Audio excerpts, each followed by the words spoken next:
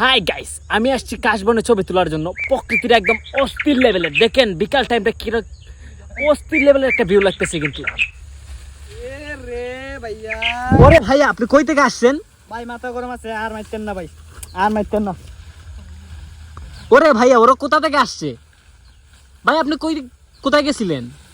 জীবন পুরা শেষ, জুতা আগে গেছে। ওই জুতা ভাই না ভাইয়া,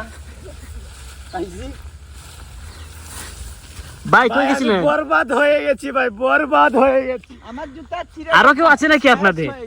ওরে ভাইয়া, কয়জন আপনার?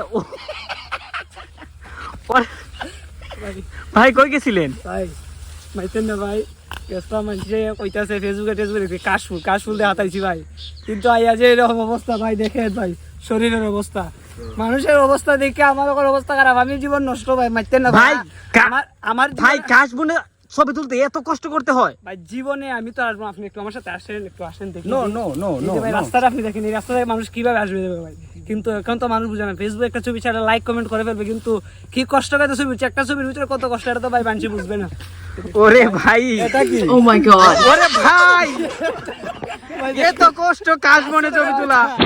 ওরে ভাই, আর জীবনে আমি কাজ